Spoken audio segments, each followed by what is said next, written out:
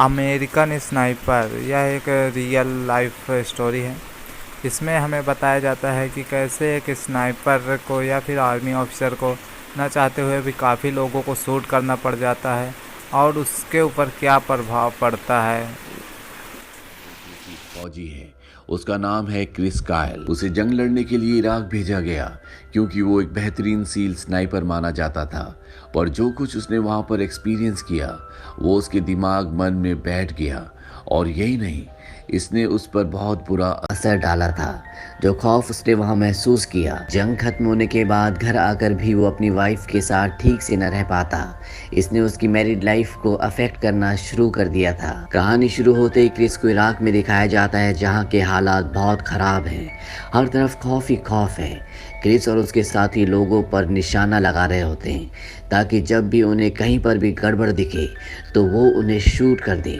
तभी Chris note करता है कि एक घर से एक औरत निकलती है। उसने चादर ले रखी होती है और वो अपने हाथ नहीं हिला रही होती, जैसे उसने अपनी चादर में कुछ छुपा रखा हो। उसके साथ एक बच्चा भी है। वो औरत उस बच्चे को कुछ पकड़ाती है। क्रिस जान जाता है कि ये ग्रेनेड है। वो घबरा जाता है क्योंकि उसे पता है कि ये ग्रेनेड उन्हीं लोगों को खत्म करने के लिए उस औरत ने बच्चे को पकड़ा है ताकि उन्हें सबसे आज़ादी मिल सके। क्रिस सबसे अलग था। उसके दिल में रहम था। वो जब भी किसी को शूट करने लगता उसके हाथ कांपते थे और उसका दिल इस बात की इजाज़त नहीं देता था, लेकिन उसे अपने देश और ऑर्डर्स की वजह से ऐसा करना पड़ता था। यहाँ भी इसे इस बच्चे को शूट करना था वरना ये खुद मारे जाते। क्रिस उस बच्चे को शूट कर देता है और यहाँ से कहानी फ्लैशबैक में जाती है जब क्रिस एक छोटा बच्चा था। वो अपने पिता के साथ शिकार करने जंगल गया था जहाँ पर उसके पिता उसे हिरन का शिकार करना सिखाते हैं। क्रिस अपना निशाना बहुत ही अच्छे तरीके से लगाता है जिससे वो हिरन का शिकार कर देता है। अब काफ़ी साल बीत जाते हैं और क्रिस बड़ा हो चुका है। अब वो एक काउबॉय है। उसे अपने प्रोफेशन में काफ़ी इंटरेस्ट होता है। एक दिन जब वो घर जल्दी आ जाता है तो वो देखता है कि घर पर उसकी गर्लफ्रेंड किसी और आदमी के साथ सो रही है। इस बात से क्रिस को बहुत दुख होता है और वो अपनी गर्लफ्रेंड को वहाँ से जाने के लिए कहता है। इसके बाद वो अपने भाई से मिलता है और उसके साथ टीवी देखने लगता है। न्यूज़ से उसे पता चलता है कि यूएस एम्बेसी पर कुछ अटैक हुए हैं जिससे उन्हें काफ़ी कुछ फेस करना पड़ा है। बस यही वो वक्त होता है जब क्रिस के दिल में ये बात आती है कि वो यूएस यानी अपने देश को सर्व करेगा और एक अच्छा ऑफिसर बनेगा। वो इंटरव्यू देने जाता है और लकीली सेलेक्ट भी कर लिया जाता है। उसकी ट्रेनिंग शुरू हो जाती है। काफ़ी ट्रेनिंग करने के बाद क्रिस इस काबिल हो जाता है कि खुद को एक अच्छा आर्मी ऑफिसर कह सके।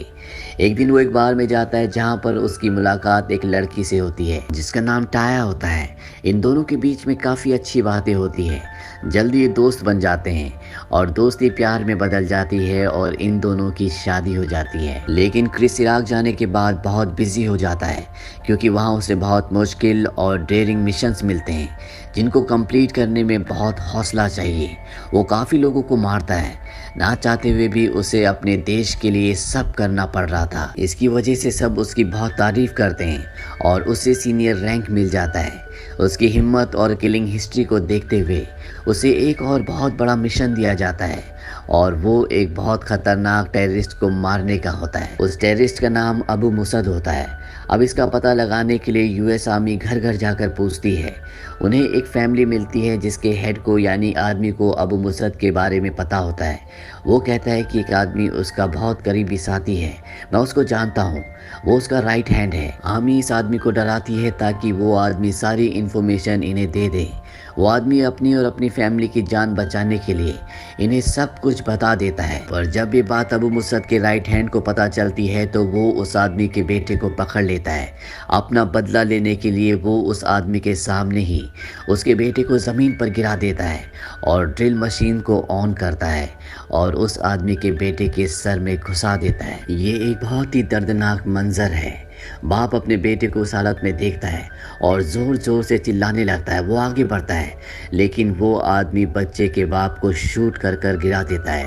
क्रिस दूर से फायरिंग शुरू कर देता है ताकि वो मुसब के साथी का ध्यान अपनी तरफ खींच सके और बच्चे को बचा सके, लेकिन उसकी तरफ भी गोलियां चलाई जाती है जिससे वो बच्चे को बचाने में नाकाम रहता है। वो इस सब से थक जाता है। उसका जहन ये सब एक्सेप्ट करने के लिए तैयार नहीं होता कि कैसे एक इंसान दूसरे इंसान पर इतना जुल्म कर सकता है। कुछ दिनों बाद उसे खबर मिलती है कि वो पिता बन गया है, तो जाहिर है अब उसकी वाइफ को और बेबी को उसकी ज़रूरत थी। तो क्रिस छुट्टियों पर घर आ जाता है। घर आकर भी वो न्यूज़ में इराक के हालात की खैर खबर लेता रहता है। उसकी वाइफ उससे कहती है कि आप हमेशा सोच में गुम रहते हैं। पहले आपकी ज़िंदगी में सिर्फ मैं थी, मैंने आपके बगैर गुजारा कर लिया, लेकिन अब हमारा बच्चा इस दुनिया में आ चुका है, हमें आपकी ज़रूरत है। क्रिस को भी इस बात का एहसास होता है, लेकिन जितना वक्त वो इराक के बुरे हालात में गुजार चुका था उसके लिए नए तरीके से चलना और ज़िंदगी गुजारना काफ़ी मुश्किल था। इस वजह से उसकी फैमिली टर्म्स कुछ बिगड़ने लगती है। जल्दी वो दिन भी आ जाता है जब उसकी छुट्टियां ख़त्म होने वाली होती हैं और अब उसको वापस जाना था। वो हेलीकॉप्टर में बैठकर इराक आ जाता है। इराक पहुंचकर उसे पता चलता है कि उसकी सबसे ज़्यादा किलिंग की वजह से लोग उसके पीछे हैं, जिसमें अबू मुसाब और उसका राइट हैंड टॉप लिस्ट में है। इसीलिए सर्च ऑपरेशंस होने लगते हैं। यूएस आर्मी जगह जगह अबू मुसाब और उसके राइट हैंड को ढूंढने लगती है, घर घर जाकर तलाशी लेती है। हर तरफ खौफ फैला होता है। एक रोज़ वो एक घर पहुँचते हैं जिसकी तलाशी के दौरान उन्हें वहाँ पर काफ़ी ज़्यादा हथियार मिलते हैं, यानी कि इस फैमिली का लीडर भी टेररिस्ट के साथ मिला होता है। इन्हें पता चलता है कि अबू मुसाब के साथी का घर सामने ही है। अभी सब लोग तैयार हो जाते हैं कि वहां जाकर उस आदमी को यानी कि अबू मुसाब के राइट हैंड को ख़त्म करेंगे। वहां पहुंचते ही लोग उन पर फायरिंग शुरू कर देते हैं, जिसमें अबू मुसाब के राइट हैंड की मृत्यु हो जाती है। ये इनके लिए एक बहुत बड़ी अचीवमेंट होती है, क्योंकि 2 आतंकवादियों में से एक को ये मार चुके थे। यहाँ क्रिस को आए हुए काफ़ी महीने हो चुके हैं। वो अपनी फैमिली को मिस भी करता है, पर इतने टफ माहौल में वो बार बार वापस नहीं जा सकता। जंग के माहौल में रहते रहते उसकी मेंटल स्टेट अब पहले जैसी नहीं रही थी। उसमें बहुत ज़्यादा एग्रेशन आ गया होता है, बात बात पर गुस्सा करना, हर एक चीज़ को नेगेटिव रूप में जांचना उसके लिए नॉर्मल रूटीन का हिस्सा बन गया था। इसी दौरान क्रिस को पता चलता है कि उसकी बेटी हुई है, इसीलिए क्रिस को एक बार फिर से घर आना पड़ता है। वो हॉस्पिटल जाता है, लेकिन वहाँ नर्स और स्टाफ पर गुस्सा करने लगता है। दरअसल जंग के माहौल में रहने के बाद गुस्सा एग्रेशन उसकी आदत में आ चुका था, जो यहाँ हॉस्पिटल में बहुत ज़्यादा वियर्ड लगता है। वहीं दूसरी तरफ इराक में हालात बिगड़ने लगते हैं। इराक में एक सीरियन स्नाइपर होता है जो यूएस आर्मी पर छुपकर अटैक कर रहा होता है। वो क्रिस को भी हराना चाहता था ताकि वो हर मिशन में फेल हो सके। वो स्नाइपर यूएस आर्मी पर फायरिंग करता है, जिससे काफ़ी लोग जख्मी हो जाते हैं। उनमें से एक क्रिस का बहुत अच्छा दोस्त भी होता है। आर्मी के 2 खास लोग भी मारे जाते हैं। जब क्रिस को खबर मिलती है तो वो इराक वापस आ जाता है। यहाँ उसे एक और दिल दहलाने वाली खबर मिलती है कि उसका जो दोस्त जख्मी था अब वो दम तोड़ चुका है।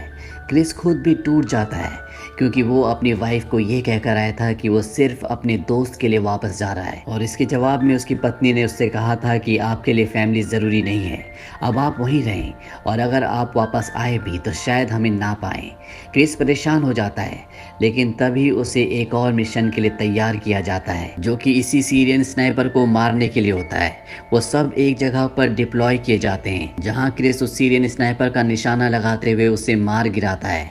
यहाँ एक बार फिर से क्रिस की वजह से यूएस आर्मी की जीत होती है, पर अबू मुसाब को भनक लग जाती है कि क्रिस आसपास ही है और वो उसे मारना चाहते हैं। तब वो सब भी यूएस आर्मी और क्रिस को ट्रेस करने लगते हैं। ये सब वहां से निकल रहे होते हैं कि तभी वहां पर टेररिस्ट अपना जाल बिछा देते हैं। अब यहाँ पर रेत का तूफान भी आ जाता है, जिससे यूएस आर्मी को कुछ भी नहीं दिख रहा होता। वो मदद के लिए कॉल भी करते हैं, लेकिन इस वक्त कुछ भी मुमकिन नहीं था। इस पल में क्रिस बहुत ज्यादा इमोशनल हो जाता है और अपने घर कॉल करता है। वो अपनी वाइफ से बात करता है और रोने लगता है। क्रिस कहता है कि मैं तुमसे मिलना चाहता हूँ, मैं आखिरी सांस तक कोशिश करूंगा कि तुम तक और अपने बच्चों तक पहुंच सकूं। यहाँ पर रेत के तूफान से घबराने की बजाय यूएस आर्मी डिसाइड करती है कि वो कैमोफ्लाज यानी कि रेत के तूफान से बने पर्दे का फायदा उठाते हुए यहाँ से निकल जाएगी। यूएस आर्मी ऐसा ही करती है, पर रास्ते में क्रिस को गोली लग जाती है, लेकिन वो अभी भी हिम्मत नहीं हारता और आखिर ये सब के सब एक सेफ जगह पहुंच जाते हैं। क्रिस को वहां से वापस अपने घर ले जाया जाता है। उसकी वाइफ उसे देखकर बहुत खुश होती है, लेकिन क्रिस काफी खामोश रहता है।